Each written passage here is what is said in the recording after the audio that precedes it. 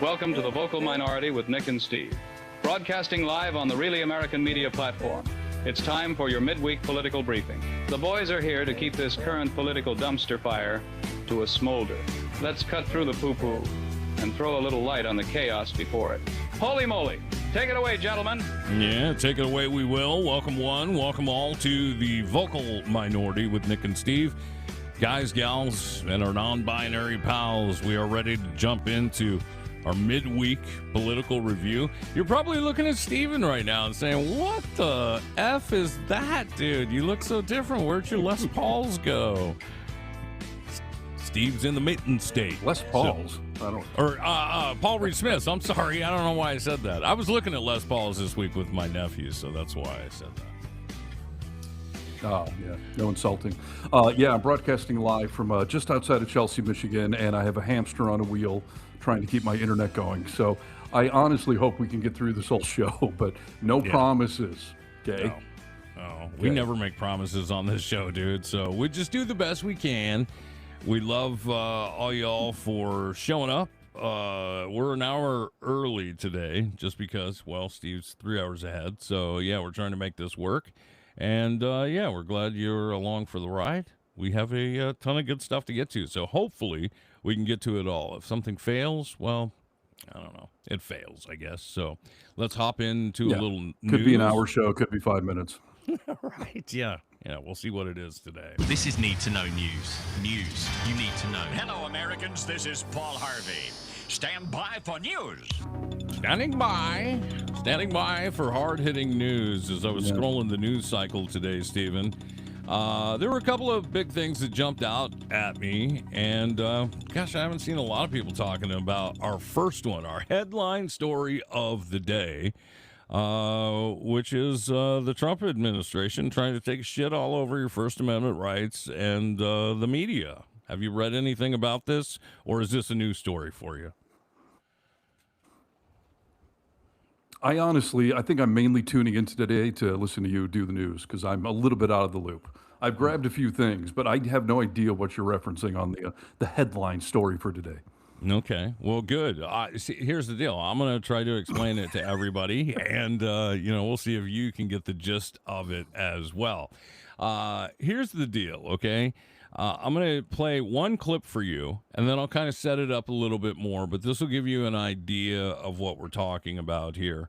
This is a big deal, so pay attention, perk your ears up, and here we go. The Qatari jet seems to be a sore spot for this White House after subpoenaing 4 New York Times journalists last week for their phone records in an attempt, the administration says, to root out leakers. The paper reports the administration wants phone records from their relatives as well, including one of the journalists' mothers, raising the question of whether the investigation is more about the reporters than the leakers. Furthermore, the subpoenas for requested data go back to January 1st of this year, predating the reporting, which detailed security deficiencies with his new plane, by half a year. The White House referred inquiries to the Justice Department, which did not immediately respond to a request for comment. Well, this is obviously a big deal for a lot of different reasons here because the New York Times has brought us a lot of audio. They've got big connections with whistleblowers and people behind the scenes who wish to remain anonymous but bring information that they feel like the public has a right to know. That's what they were doing this time. And, Trump decided, Trump's DOJ, I should say, which I feel like is synonymous with Trump because they don't seem to move without him saying go. He told him, we got to sue these guys. We got to sue the New York Times. We got to find out who is the leak because, we don't want anyone leaking. Yeah. I'm just going to nod along for today's episode. I hope that works for everybody.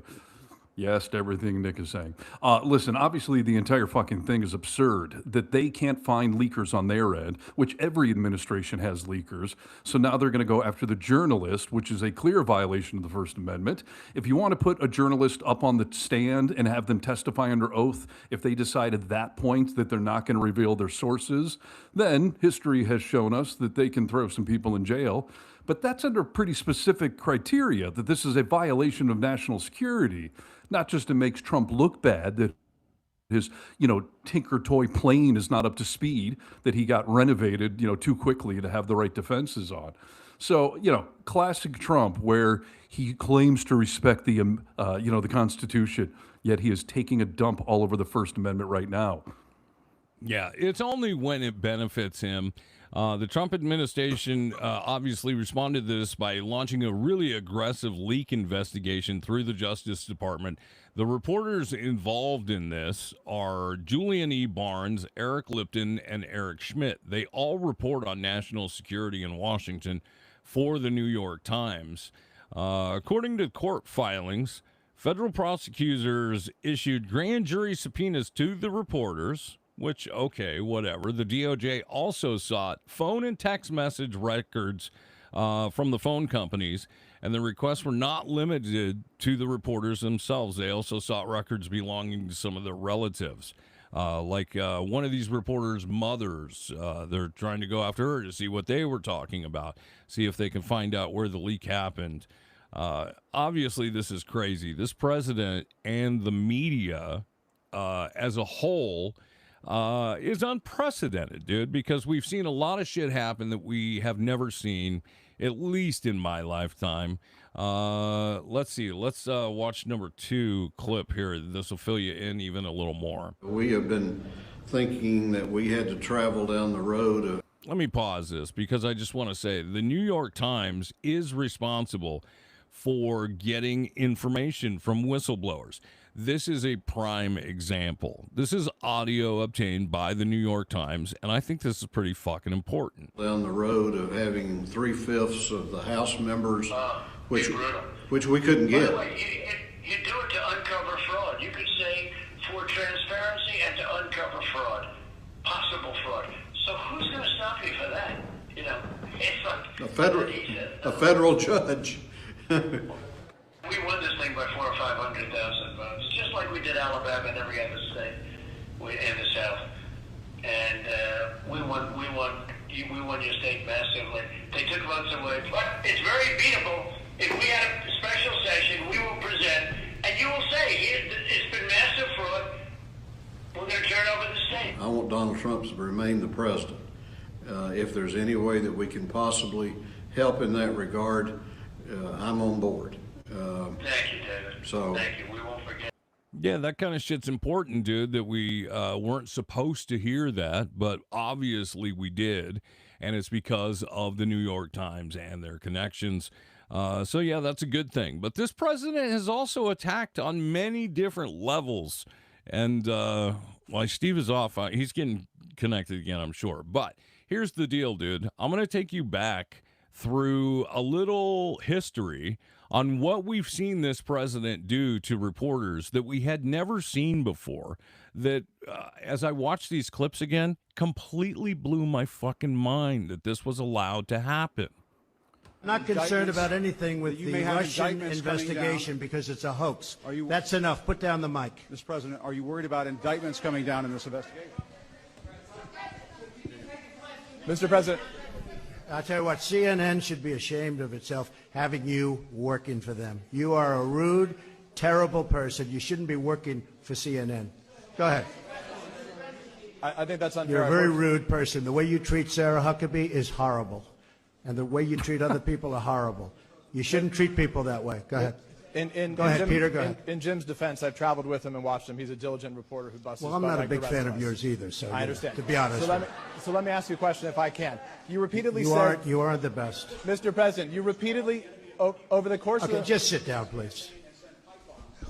Well, when you report fake news, when you report fake news, which CNN does a lot, you are the enemy of the people. Go ahead. Well, if that's the fucking truth, dude, then the president himself is the enemy of the people, because obviously we see fake news coming from him each and every day.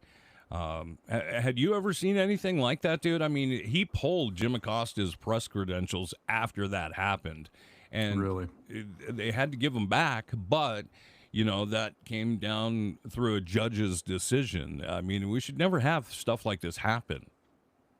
Obviously. I mean, who fears sunlight? Vampires do. People that don't want exposure. Trump is afraid of having his bullshit called out in public, having the dirty laundry aired because all he has is dirty laundry. All he has are secrets that he's trying to keep. So, of course, he fears accountability.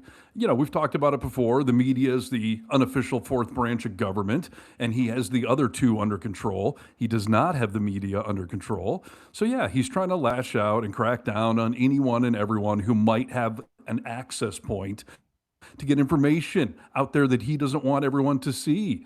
That's why he fears, you know, the new media world even more, because he can't threaten our license or our press credentials and whatnot. I mean, he's just a spoiled little baby who does not want his dirty diapers shown to the world. But we see you and we smell you, sir. Yes, and that's unfortunate that we have to smell him, but we do smell you, sir. And you'll notice, dude, when all of this was going on, when he ran in 2020, he started giving access to people like you and me. But it wasn't people like you and me that are independent media journalists out here speaking the truth. It was people like fucking Nick Shirley, and it was people, you know, that were all the wackos that run lockstep with President Trump. The AP, I can't think of many people that every time I see something from the AP, it's 99.9% sure that I am going to believe it because, well, they're a professional news organization and they are not biased. And, you know, I guess like Steve said last week on the show, like they're people. I mean, I'm sure there are some bias in everybody, but for the most part, they're just a great news organization. I'll take you back to a point in time right now where the AP was booted from being able to cover the president in the press office for something really egregious, if you remember this. What would it take for you to reconsider the restrictions on the Associated Press? The Associated Press just refuses to go with what the law is and what is taking place. It's called the Gulf of America now. It's not called the Gulf of Mexico any longer. I have the right to do it, just like we have the right to do Mount McKinley, and nobody's even challenging that. But only the essentially, it's primarily the Associated Press, and I don't know what they're doing, but I just say that we're going to keep them out until such time as they agree that it's the Gulf of America. We're very proud of this country, and we want it to be the Gulf of America. Now, the Associated Press, as you know, has been very, very wrong on the election, on Trump and the treatment of Trump and other things having to do with Trump and Republicans and conservatives. And they're doing us no favors, and I guess I'm not doing them any favors. That's the way life works. No, that's not the way it's supposed to work. They don't have to do you any favors, and they don't need favors from you. They just deserve to cover you, you know, as a news outlet. He looks at everything as somebody owes him something. He owes them nothing, but he expects favors for any level of just a reporter doing their job. And I love that we have a Seinfeld bit as the president, speaking about himself in the third person. Totally. They're unfair to Trump. You know, what? It drives me freaking nuts. So, I mean, as we keep saying, all these reporters just have to keep hammering on him because it drives him insane. And we've brought up the notion before that maybe we should all just stop covering him. That truly is what he wants. As much as he wants to be on the camera and be the center of attention, if we all look away, he will rob the entire store blind. Yes, I mean, he's robbing it right in front of our eyes right now. So can you imagine if we had no accountability in the media? Right. It took so much for the AP. They were booted because they wouldn't call it the Gulf of America, and that hurt Trump's feelings. But, yeah, I mean, we do have checks and balances. Thank God or thank the Constitution, you know. But this is what happened with that whole AP thing. What the judge ruled here is that this was a constitutional violation of the First Amendment. Why? One, that the AP was obviously getting limited access. Two, because, as you said, it's a direct result of their editorial decision. So that meant it was viewpoint discrimination, which then qualifies as a violation of the First Amendment. And look, obviously administrations have always given more or less access based on a number of reasons. So they're not saying that administrations have to give total access to everybody, but just if it is directly linked to an editorial decision, as seems to have been the case here, that is unconstitutional. No, you mean you can't kick him out for just not referring to something with a fake name? Yeah, a name that you just willed into existence. You know, the international bodies don't recognize that either. So, I mean, but again, though, that's his vanity. You know, it's something he renamed. So he wants you to just snap in line and do whatever the hell he's saying out there. I mean, we literally do have a child running the country. And at some point here, I've got a great story about his incontinence going up to a whole new level. So we'll talk more about that in a minute. Yeah, he remains full of shit, so it has to come out somewhere, dude. Well, hey, not really. It seems to be oozing out. listen, this is what's going on with this. This is where this sits right now. The New York Times has asked a federal judge to throw out the subpoenas. It's argued by the lawyers. The subpoenas violate longstanding protection for journalists, and they do. I mean, you know, we all have sources. We all have people who talk to us that want to remain anonymous. That's not illegal. It's up to you. If you've got a leaker in your camp, you've got to find the leaker. And again, you know, you watch a lot of cop videos, Steve. I don't have to fucking help you with your investigation, okay? You can investigate it all you want. Correct. Absolutely correct. No, I mean, like I said, they can't trust their own staff and they don't know who the hell's doing it. I mean, we just heard a story about them taking cell phones away from staff members and checking on them. I mean, I don't know who the hell would want to work in this administration. You either have to be completely, you know, sycophantic, or you are trying to assist from the inside to take them down. But, you know, like I said, every administration has had leakers. It's sort of part of the system around here. Like if you're doing something that egregious, someone's going to want to leak it. So I don't know, maybe don't do things that are that egregious. Is that asking too much? Yeah, that's exactly how it should be. You know, what we worry about is a free press doesn't work if everyone is afraid to pick up the phone, if people are afraid to go investigate. This expands the target beyond the reporter, which is crazy for the first time. You're seeing family members brought into this, and we know Trump can be punitive towards reporters, and we just showed you that with several examples. So, yeah, this is nothing more than that, and like you said, he got his feelings hurt. So it'll be interesting to see if this just gets busted down, which it should be. But thank God, dude, the New York Times is still stepping up. Yeah, and the big organizations that have the money and the lawyers need to keep fighting back. And don't anyone out there, including the MAGA types, think that this can end with journalists.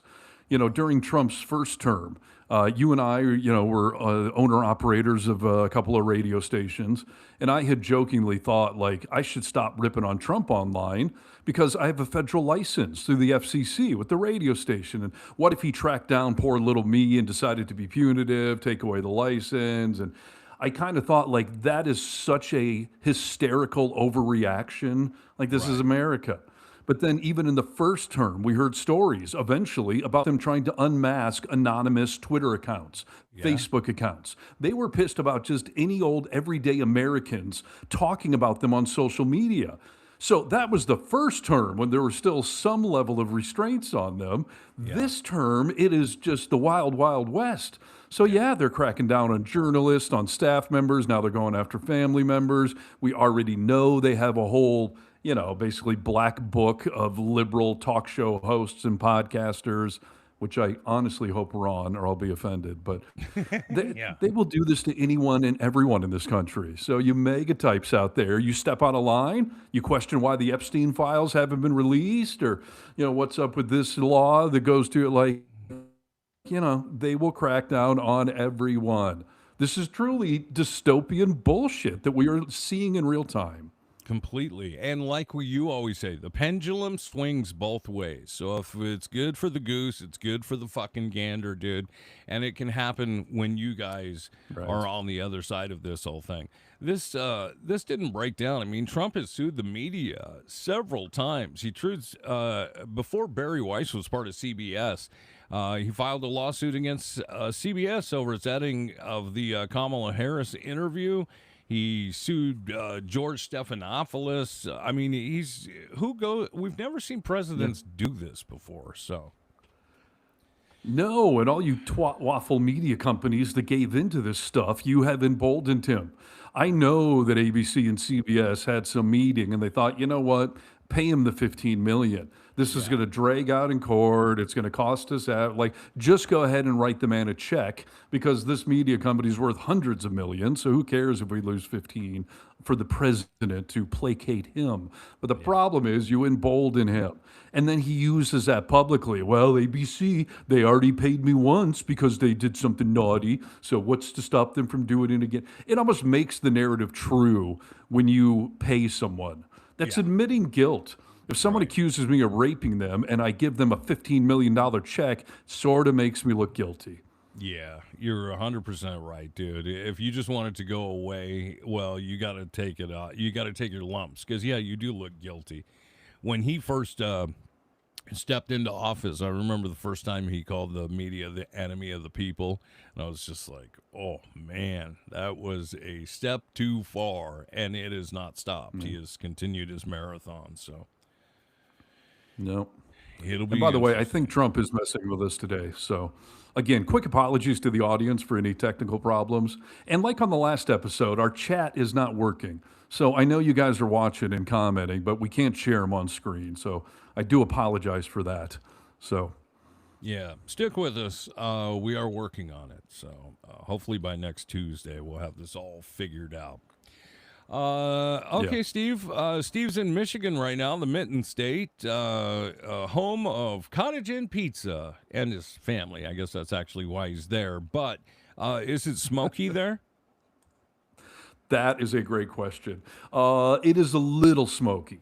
Now, I got to tell you, living in California for 20 years, where we have a fire season, I am extremely used to having smoke in the air. There were days in Tahoe where you literally couldn't see across the street. And I'm not saying that's fun or anything, but I became somewhat used to it. So coming back around here, and I've heard some people kind of moaning about the smoke. I'm like, this is absolutely nothing, first of all. But secondly, it's a fact of life. I mean, we do have fires, and we have a thing called wind. I don't want to get too scientific for anyone, but Please don't. We can't control it. Yeah. And yeah, forest fires happening in Canada, which started in northern Minnesota, by the way, like on our side of the border, and then helped spread that way. It's insane. And we've had a ton of, fires out west that have bled into Canada. And I should also point out Canada, on many occasions, have sent firefighters down to America to help with our stuff. So, yeah, what do you think of this bullshit of Mega World freaking out on Canada for allowing the wind to blow across the wall? I think it's the invisible wall. absolutely ridiculous, but it starts at the head and goes down the body, right? President Trump came out and said this shit. And yeah, I think this is the biggest story when it comes to the tariff talk of Canada. Let me find. Okay, I'll play this clip for you first. The Qatari jet seems to be a sore spot for this white. Oh, sorry, that's the wrong one. Hold on.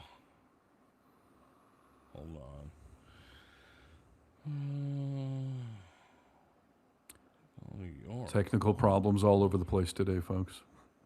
Yeah. Dude, that. You want me to sing the University of Michigan fight song while we're waiting? Or? Yeah, you should, because my clip didn't upload, dude. It doubled a different clip, and that really stinks. Well, just explain what it was, then, I guess. Yeah, Don't so deny the audience. Basically, Trump is saying that Canada is responsible for all this smoke that is coming in and poisoning the United States of America, specifically talking about New York and Michigan, and the fact that so much smoke is coming over that maybe we should look at some sort of cost. And then he broke it down as tariffs that we should be charging them. Well, obviously, that made Mark Carney freak out and be like, what are you talking about, dude? So he came on and he was like, basically, you should know that the reason we're having Trump thinks it's forest management. Remember when he was talking about sweeping the floors of the forest and stuff? He sticks with that and said, hey, you guys haven't been doing forest management, and that's the reason why these fires are all here. Well, Carney came back and said, like, dude, you're stupid, man. This is a whole global warming thing. While we have been sticking with trying to get global warming under control, you've lifted all your restrictions. And by the way, half of your country is on fire right now, too. I mean, we have fires all over Washington right now. California has fires. I mean, Texas has fires. Everyone's got fires right now. Of course.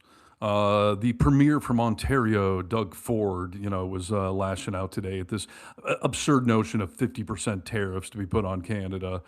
And he said, the cost is, Trump said the cost is incalculable. But Canada hit back. Rather than criticize and threaten Canada, your closest friend, maybe one day you're going to need our help, Ford said. I get frustrated just listening to that bunch of rubbish. Ford also pointed out that one of the largest fires actually started in Minnesota. And wind kind of do their own little thing there. Yes. It's completely crazy, dude, that Canada, you remember when we were having, I guess it was last year, remember when, who was on fire in California where all the mansions burnt down? Was that last year? It's hard to keep track. Yeah. I mean, Southern California, there was a bunch of fires, and that's where Pratt, I think his house burned down, some of the Malibu fires or whatever. Yes, that's what I'm Or Santa referring Barbara. to. Yeah. Canada came down and helped us with all of those. They didn't even ask, like, do you guys need help? They just went down and they helped us. And in the past, under different administration, we do that too. Trump said, I'm totally willing to go up there and help them, but he doesn't do anything for nothing, dude. So you're gonna have to pay for, our services, dude, which is just crazy. Right.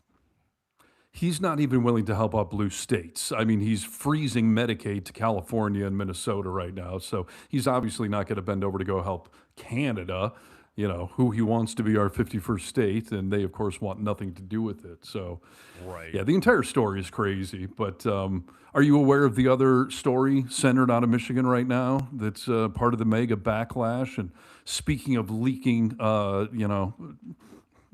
speaking of shitting your pants, I guess I should say. Yeah, I mean, I am a little bit. Yeah, this all comes to the explosive diarrhea and Trump's connections with Valley. I can't remember. Whatever this lettuce company is. No, it's Taylor Farms. Taylor Farms. And I got to tell you, if you look at a map of the United States and where these explosive diarrhea cases are, the most of them are right here in Michigan. So, first of all, I'm not eating any lettuce while I'm here this week. But the story is another crazy thing. Well, I mean, I don't know. I could lose a few pounds, I suppose. But no, I mean, we apparently a few days ago found out that Taylor Farm sold some sort of tainted lettuce to Taco Bell. And, of course, the only mildly healthy thing on the Taco Bell menu, lettuce, was apparently causing explosive diarrhea. But now the update on the story, Taylor Farms is saying that the FDA called them and said, like, oops, our bad. It was a false negative, not you guys at all. Unbelievable, man. That is crazy. And, that's something that they could sue for, actually. Well, but that's the thing. Taylor Farms had donated $1 million or more to Trump's campaign. Right. They had some conversations, and now all of a sudden Taylor Farms is off the hook. So it will be interesting because you're right. If it's a false negative, Taylor Farms would be suing them instantly. But if this is just a quid pro quo, a little back room, we gave you money, then they're not going to sue because they know. So that will be the telling sign right there. Does Taylor Farms just quietly disappear or do they sue them? And I will say that Taylor Farms deleted their social media apology for this whole thing. And they said that, hey, we apologize. But then the FDA contacted us and said they got it wrong. So no harm, no foul. Go order a super burrito. It's unbelievable, dude. I haven't eaten lettuce since. I mean, and I do eat lettuce. But I haven't eaten lettuce since. There were news reporters locally here in Seattle that were like, if you're going to eat lettuce, take off the first couple of, pieces of the lettuce and get down towards the stalk. You'll be all right. I'm like, I'm not fucking doing that. I don't love lettuce. You got to really want lettuce if that's what you're doing. Yes, dude. Yeah. And do you know on anyone that with same explosive topic, diarrhea? No, not personally. I mean, no one in the family circle around here. I also don't think most of my Michigan relatives eat a Taco Bell very often, but I am here with my 16-year-old son who loves Taco Bell, and I told him, like, yeah, maybe not this trip, buddy. Like, yeah. Yeah, there's other things. But yeah, I do have other Trump-related defecation news if you're interested. I'm always interested in poopy Trump stories. Okay. This is a new story out today. The headline, Donald Trump constantly smells like urine and doesn't have much longer left. So first of all, let's just pause there. Somebody, again, is predicting Trump's imminent demise from natural causes due to health reasons. So I'm sticking with my 2026 Deadpool prediction for Trump. Does this alter your perception at all? No, I mean, gosh, dude, I don't know. I feel like I have bad luck as a human, for the most part. Like, I don't get bets right. So, no, I'm not going to bet on it because I would love for him to pass from natural, occurrence. But, yeah, I think he's getting closer all the time, I would have to say. Yeah. So here's the update on this story. President Donald J. Trump, quote, smells like urine and could be nearing the end of his life, according to a medical professional. Adam James is a physical therapist with extensive experience treating elderly patients. He claims the 80-year-old is, quote, not going to be around much longer. The healthcare professional believes the U.S. president is suffering from congestive heart failure, a condition where the heart fails to pump enough blood, basically, which is why you see the swollen ankles and whatnot. Right. But the new update here, James, addressing millions of his social media followers, said the president is likely receiving IV diuretics to manage these conditions, which work by drawing fluid from the body and increasing urination. Mr. James said, quote, I have just received a direct message from a source who confirmed for me that the president consistently smells like urine because of his urinary incontinence. This is on top of his bowel incontinence that he's been famous for years. And as Nick and I have been covering for years now. Yes, well before it was a huge story. Dude, listen, I was having a conversation with my mother not too long ago. And as we do, when our parents get older, we have, hopefully you're having conversations so you kind of know what their wishes are when it is that final time. And my mom told me, she was like, if I'm pooing my pants, if I'm peeing my pants, like if I have no quality of life, like just let's go. I need to go somewhere where they can inject me with something and I'll just wave goodbye. Right. That takes so much of your dignity away, and he doesn't seem to care. He shits his pants in public, obviously pisses his pants in public, and he has no shame. Yeah. Wouldn't it be great if Donald Trump Jr. came out and said, hey, my dad told me if he's ever pooping and peeing himself, and if he's ever turned a weird skin color, if he's ever not making sense in public, we're supposed to put him down. Yes. So Yes. that'd be a family directive. That's not a threat. I'm just saying, wouldn't that be something? If his family, forget the 25th Amendment, what his family was just like, you are destroying our legacy, our brand name. Like, I think it's time to take Grandpa Donnie up to the farm. Yes. Leave him there. Let him have his last meal and, take him up there. And I can say that obviously, I'm not a doctor in the normal sense of the word, but I was just dealing with health issues with my cat, and he was getting fluids delivered to him constantly. And it does happen, even with my cat. Like, he started peeing in odd places. He had to pee all the time. So, yeah, I'm sure Donald Trump, if that is the case, is peeing his Depends. We know he's in diapers. We've seen him through his, Men's Warehouse suits. I mean, here's the question for you, though. Do you want to smell somebody who, quote, consistently smells like urine, or the other description we once got, that he smells like a combination of dirty diapers, makeup, and I think it was like Band-Aids or something? Ketchup.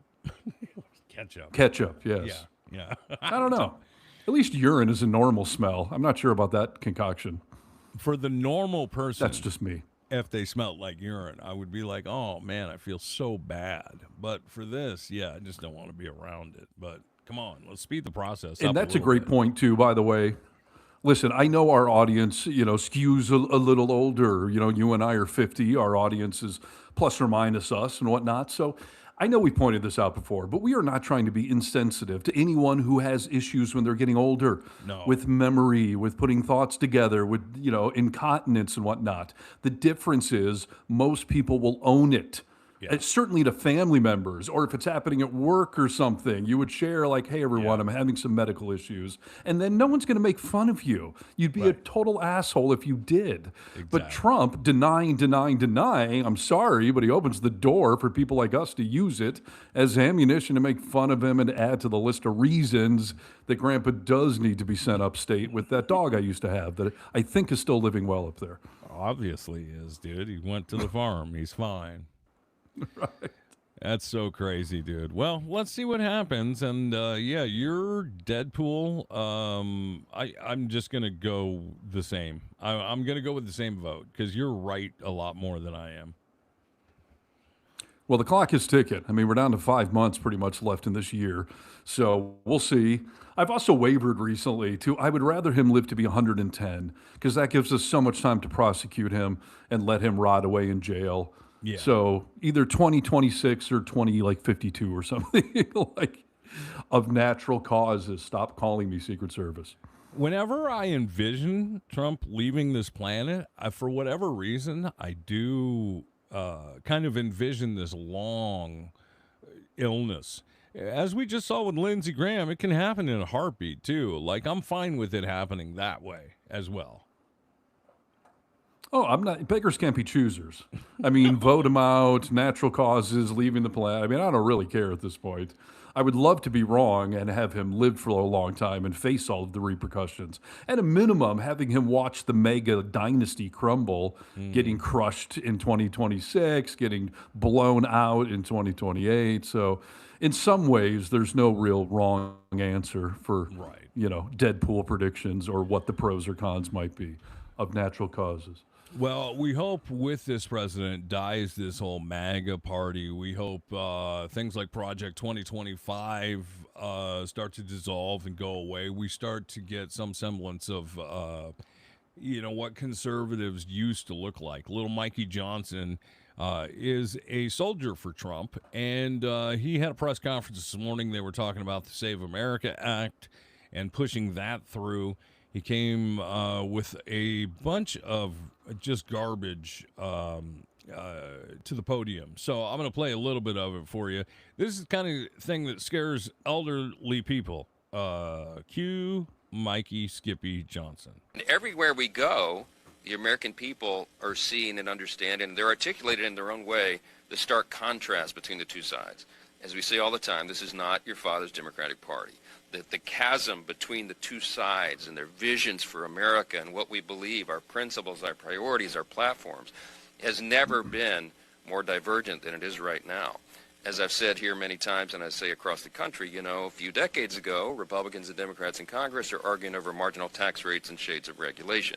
Now we are quite literally in a contest to determine whether we're going to maintain our status as the world's great superpower, the greatest nation in the history of the world, as a constitutional republic, or we're going to tear that down to the foundation like the communist Democrats want to do and go down this dark road of Marxism.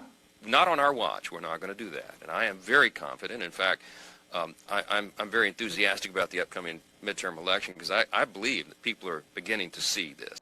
Yeah, I agree with them, dude. People are beginning to see it, but you're on opposite day because people are starting to see your bullshit is what I believe. Spot on. I mean, I agreed with the first part of what he said there, that, there was a day where the two different parties just had a few little differences, but man, are we past that. And then they're the ones, obviously, that are the authoritarian fascist regime. So they do see this democratic socialism stuff getting more and more popular, and they're freaked out by it, as are some Democrats. And I would just remind everyone that, the mainstream, the institutions, like you are what we vote you to be. So if more places want to elect a democratic socialist, then that becomes, the institution. So the fact that they're freaking out about it, that should tell you all you need to know. They're scared of democratic socialism for a reason. Yeah. But again, the difference between a Democrat and a Democratic Socialist are not that big. I mean, it's a rebranding of essentially a lot of the same ideas as far as taking money from the rich and redistributing it. I mean, the fucking fire department would be a socialist thing. Social Security is certainly a socialist thing. But yeah, I mean, shitting all over the Constitution, that's authoritarian fascism. That's not what we're doing, obviously. We're not communists. We're trying to fight back against the authoritarians. Well, and unfortunately, we see a lot of this on the Republican side, that they only start to react to certain things when it happens to them. They can't see outside themselves when it comes to empathy and compassion for other people.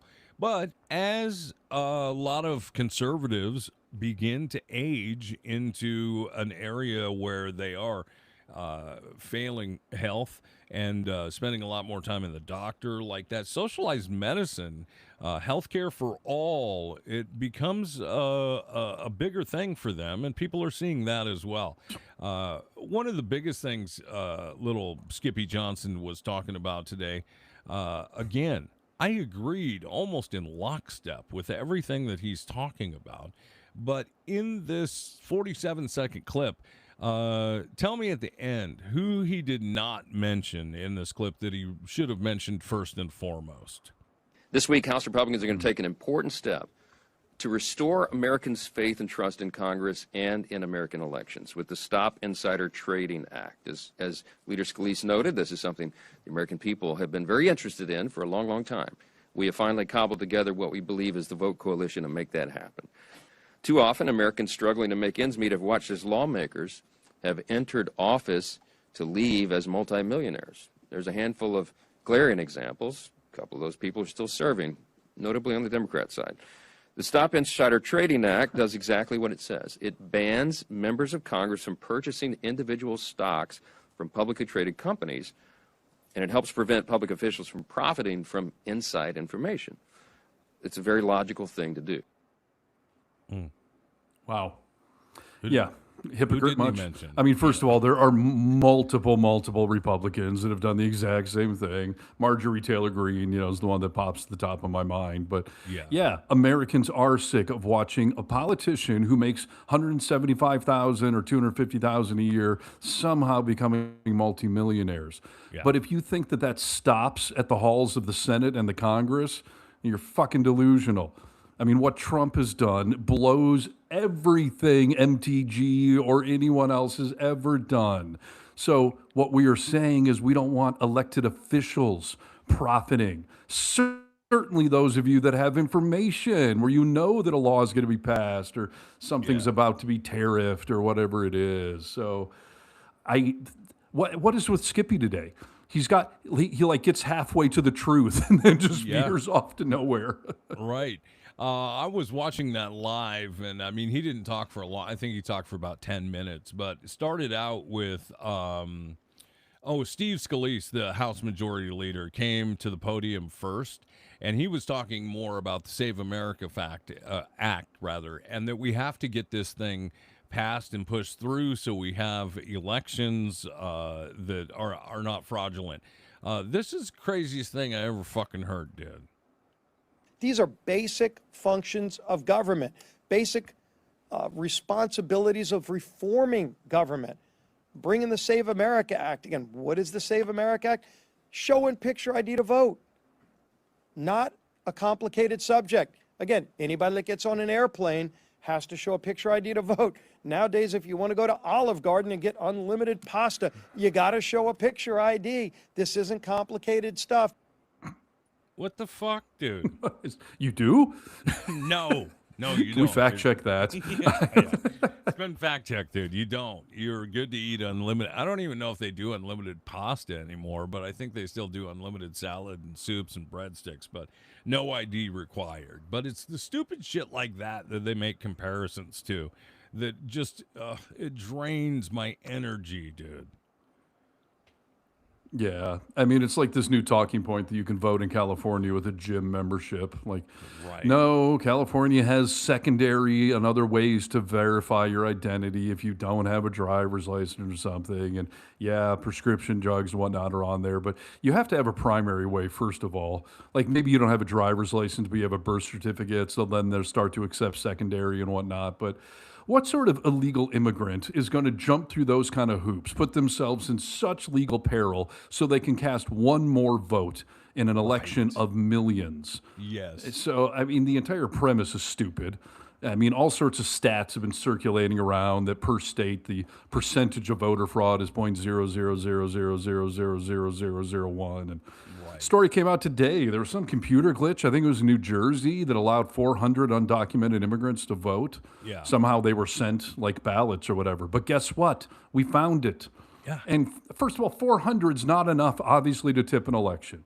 And if there was some election where, it was a difference of, 399 votes, then we would go back there. But this is the thing with our voting system. Like, you can't just have people that don't exist voting without eventually an audit uncovering that. Yes. So everyone's just got to relax. I mean, I read a lot of message boards, even in like a liberal California, where no one thinks that or a lot of people have doubts that our elections are, rigged, or that all of these undocumented people are voting and whatnot. And it just speaks again to how little faith so many of these conservatives usually have in our Constitution. It's up to the states to run elections. So do you trust your state government more or the federal government more? Do you want a government running one election in one state or a Fed running it in all 50 states? And if you do, then you better change the fucking Constitution, because we set it up that way on purpose. Yes. And you know what? I'm so tired of having conversations with my MAGA brother. And he talks about, we just need to burn California down and start over again, was a conversation we had just yesterday. And I was like, do you realize that if California left tomorrow, that these 50 United States would be fucked beyond measure, dude?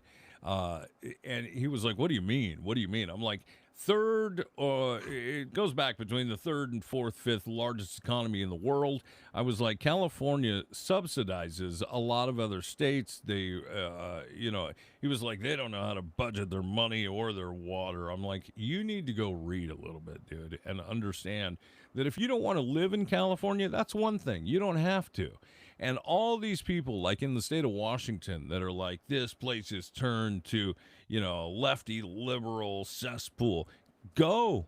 You can leave at any time. That's the wonderful thing, is that we can go somewhere else and quit bitching about it. Absolutely. I mean, I've been defending California for years, and, people just are so short-sighted on everything you mentioned. I mean, yeah, I think currently I want to say fifth largest economy in the world, but either way, dwarfs everything else going on in America. Yeah. I find it hilarious when people are on social media ripping on California, where Silicon Valley is, where the entire tech industry is, where that smartphone, if you're on an Apple, is made. I mean, I know it's made in China, but you know what I mean? Like, the company's based out of California. The music industry, the television and film industry, the natural beauty. And why does it take California so long to count all their votes? Well, we've got more people than pretty much anyone else. Why are the taxes so high? It's a gigantic state. Yes. If California was broken into northern, central, and southern California, tax rates would be proportionate to what your part of the state needs. Yeah. You got someone like Newsom. You got to handle the farmlands in central California, Los Angeles, San Diego, San Francisco, Sacramento, some of the biggest cities in the fucking nation. Yes. So, California is a victim of its own success in some of those.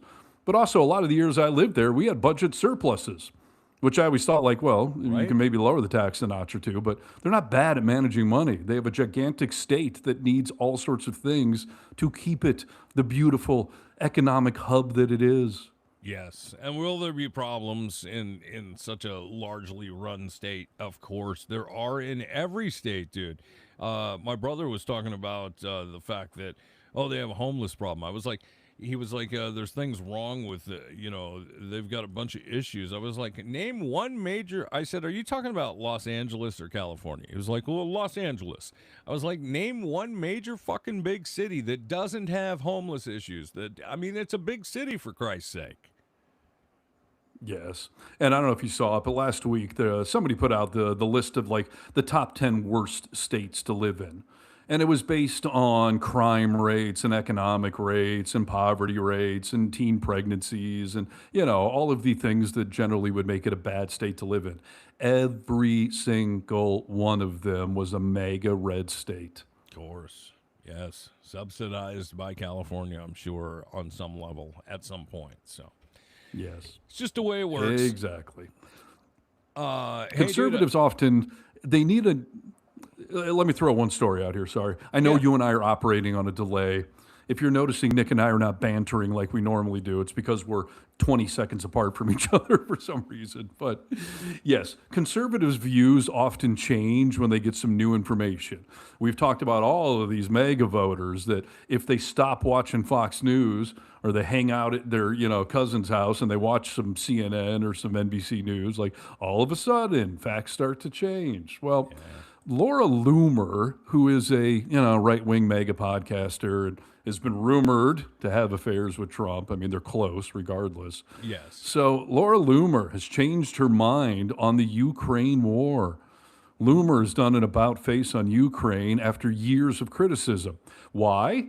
Because she visited the war-torn country, and she said that there were sirens blaring. Just experienced my first air raid in the Ukraine. This is every day for Ukrainians. I feel like such an asshole for minimizing the struggle of Ukrainians for the last 5 years. I often said I don't care. Looking back, that wasn't very nice of me to say. So she went to the country. She experienced what it's like to be under attack by Russia. And now she's like, oh boy, maybe I was a bit of a dick about this. Dude, I think it is so important for people in general to travel to other areas in the world. I mean, you don't have to go to Ukraine to see all of that, but if you don't want to. But just traveling in general teaches you a perspective on other areas around this globe of ours, and it gives you a little understanding and knowledge and compassion. And I love that she saw that and changed her mind, but fuck her, dude. She did so much damage with the way that she spoke about those people for so long. And maybe you shouldn't have such harsh opinions until you do. Go over, check it out for yourself, or at least you can open a fucking book, dude. You could have done that to realize a lot of that stuff. Well, they're not going to start reading now, so let's not have too high of hopes. But okay. You bring up a phenomenal point. You and I were in Europe last summer, phenomenal trip. And, we spent most of the trip in Greece, but we also hopscotched around, airports and some other destinations and whatnot. And you quickly realize, why do I think America is so great? These countries have freedom, they have beauty, they have resources and amenities and great things to do. But America, especially the conservatives, are such isolationists that they just assume we're the only ones with freedom, the only ones with freedom of speech, the only ones with, beautiful mountain ranges or lakes or whatever. And I mean, it speaks to this bullshit about Canada. Conservatives are like, we're America. What's your smoke doing here? And with the Laura Loomer story, she goes to the Ukraine and all of a sudden she's like, wow, this is a good country with good people. And they're in fear of their lives 24/7, having to run into bomb shelters. Why was I such an asshole? Because you didn't have the information you needed. Yes, you're so right. I'm going to Albania in a few months, and it's a place my wife has wanted to go to for a long time, and I just honestly didn't know a lot about Albania. I never would have put it on my map, dude. But the more and more I research it as I prepare to go there, what a lovely place, dude. This is a world of riches, whether it's environmental riches or monetary riches or riches in the people. There's a lot of cool shit to see around this globe, dude. America's great, but we don't always have to do this America, USA. I'm like, fuck, man, I get it, dude. It's so funny. Around, not around here, I'm in Michigan, but back home in Lake Tahoe, one of the casinos started an advertising campaign, and the slogan was something like, Lake Tahoe, save yourself the 15-hour flight to Albania. And everyone's just like, what? First of all, what a weird, positioning. Like, why would you say save yourself the trip to the Swiss Alps or something very well known? Sure. But even I had to be like, Albania? Let me look at this. Oh, okay, yeah, that is a pretty beautiful country. It's not Right, yeah. like I applaud you for putting yourselves out on a limb by comparing us to Albania, but Right, that's it's funny. not as recognizable for just what we're talking about. Most people don't realize it. Same with Croatia. Weren't you in Croatia? When you went Yeah. there, I was like, you're going to war-torn Croatia. What the hell, man? What a beautiful place, dude. I mean, so many of these places, you just have to look a little bit and do a little research like Laura Loomer did. And yeah, you might find a great area. Indeed. Hey, you remember when there was a thing called Project 2025? What was that? Never dude? heard of it. It doesn't exist. I have no affiliation with it. What would Russell Vout? What was his Yeah. name? He's the guy who, Vogt. Vote. He was being questioned a little bit earlier, and I thought this was a great exchange between two people, a Democrat and Russell Vout. And, he served as the director of office management and budget. And he has failed at that position. And here's a great questioning here where he just had his nuts cut off and handed to him. I don't think he ate them, but he should have. Who do you work for, Director? President of the United States. No. You work for the people of the United States. You take an oath to the people of this country. You should be fired because you work for the people, not the president. None of us work for the president. Why do you think the agency was created? Because of the president? Congress created the agency because of the awful financial distress that had happened on our American people. You can blink your eyes all you want. Last year, Americans lost roughly $16 billion to fraud. 25% increase from 2024 on your watch. The highest level on record on your watch. In fact, CFPB has received more consumer complaints in 14 months than in the first 14 years of its existence. Your watch.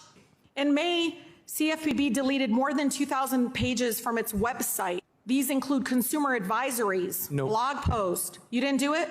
Nope. You didn't do it? Nope. We overhauled our website. Okay, how is CFPB adhering to congressional mandated consumer protection mission by removing consumer education and other materials from its website? We did not remove materials from the website. We put it in an archive So you didn't section remove of the Know Your website. Right, you archived the Know Your Rights for veterans? You archived it? We archived the You policies archived of the Know Your Rights, Russell, for veterans. You guys can get all upset all you want. He doesn't work for the president. He doesn't work for Zelle or Walmart. He works for the people of the United States. Shame on you. On your watch, complaints are up. You literally took money away from pockets of our residents. You can blink all you want. Your legacy will be the fact that people got hurt under your watch because you think you work for the Gentlewoman's president time has and not the expired. people. Oh, I bet he's like, thank God Gentlewoman's time is expired, dude. That was brutal. It was brutal. I love her. I love she kept saying watch and pointing at him. And, Right. and I mean, honestly, I don't know if Russell Vogt put any thought into that answer or if that's just what came off the top of his head. Who do you work for? The President of the United States. No, he's who appointed you. You fuckers all work for us. And there are so many elected officials that constantly forget that shit. Yeah. They think that once they've been voted in, it's just, blank slate. Do whatever you want, man. Now you work for yourself or your lobbyist or whatever. So kudos to her for nailing his ass to the wall. Yeah. And I love that he tried to say, we didn't delete stuff off the website. We just redid the website and things went away. We archived it. You really got to search for it, but you'll find it. Pretty crazy. Yeah, that's crazy. Crazy, but I love the way she took him down. Let me get to this, dude, before we run out of time. We've been hard on John Fetterman as of late, well, because he's batshit crazy, or it seems to be batshit crazier than he had been in the past, right? Yes. Head injuries. Yes. Yeah, head injuries, and maybe it's not all his fault, but he continues to operate. But he has really been cuddling up to Trump and just the GOP in general. Here's the deal, dude. Not all the time, apparently, is he going to feel like stepping up and taking the side of the Republican Party. CNN State of the Union with Jake Tapper after President Trump renewed claims about the 2020 election fraud. Sat down with John Fetterman. These were his comments. You're the president. Do something positive. Secretary Mullen threatened state election officials with fines and potentially prison time if they don't comply with the Trump administration's efforts to hand over their voting rolls to determine if non-citizens are on the rolls. What did you think of that? Well, I was lieutenant governor during the 2020 election, and I've appeared on your network and many other networks at that time. That election was absolutely secure, fair, and accurate. And now I defended Al Schmidt, a Republican out of Philadelphia, and he described those circumstances absolutely fair and safe. That was the voice of Pennsylvania, and they picked Joe Biden in 2020. That's a fact. Now I have a long documented record of defending and making sure people in America heard that the Pennsylvania election was absolutely secure in 2020. Now, until I see evidence that over 250,000 migrants that are registered to vote, then yeah, that would make me reconsider some of these things. But there's no evidence, and I don't expect that we'll see any of that. And I also would remind people in Pennsylvania, out of 67 counties, vast majority of them are deep red counties, and they've never encountered any kinds of fraud. I don't know why the president is dragging up all of this stuff. You're the president. Do something positive. And you are talking about 2020. That's been settled over 6 years ago. It's deeply unhelpful, and that distracts important things, especially like the Iranian war right now. Yes. So it's nice to hear him at least step up and be like, yeah, I was around. These elections were secure. And what's the president doing by bringing all this bullshit up again as we get closer to the midterms? Well, he's trying to distract you from fair and balanced elections like he has in the past. Yeah, listen, I'm glad that Fetterman had a moment of lucidity, or his meds work today, or he's just competent enough to see the obviousness of the truth, having been there firsthand. It's absurd. It's like Thomas Massey keeps saying, like, election fraud, the Republicans control every branch of the government. So how could we possibly claim that?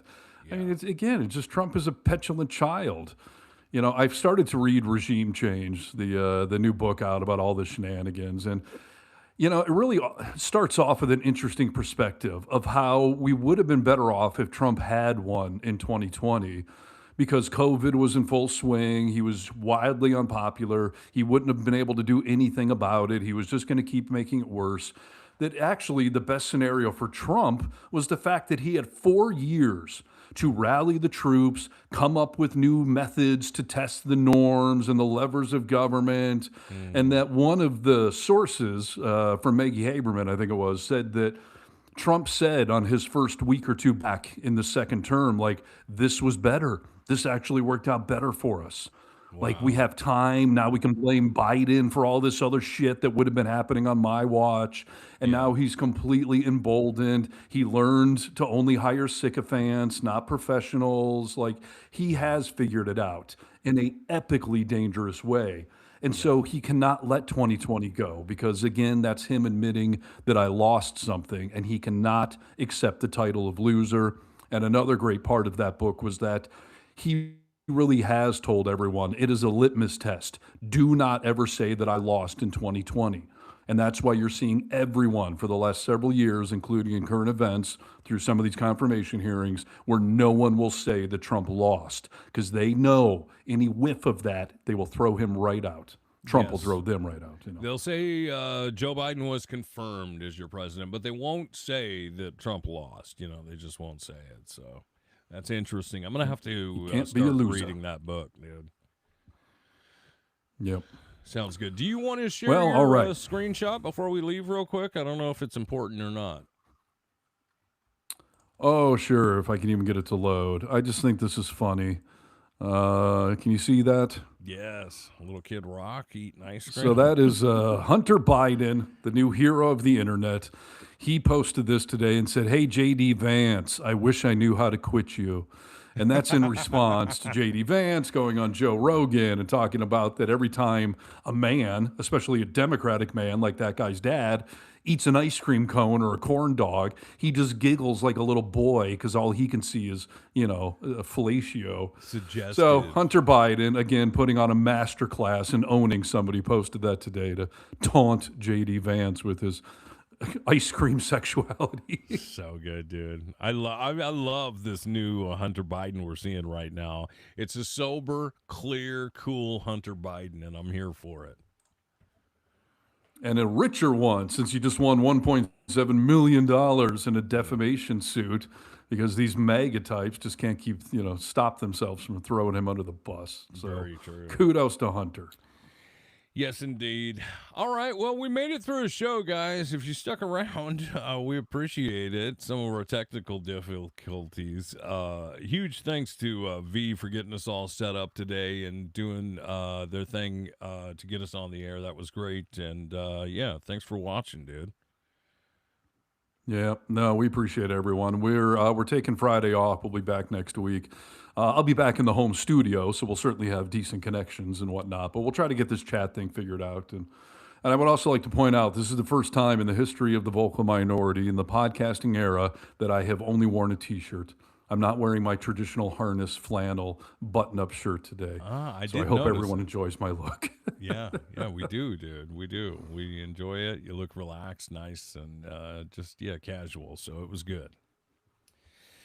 Good. All right. Yep. Go to thevocalminority.net if you want to reach out. Email us there directly.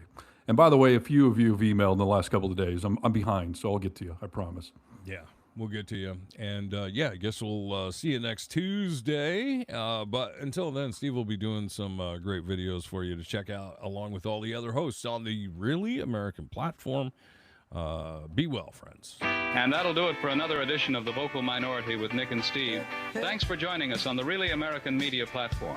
Check out all our social media wherever good social media is found. Until next time, you tiny little bastards, good day. Good day.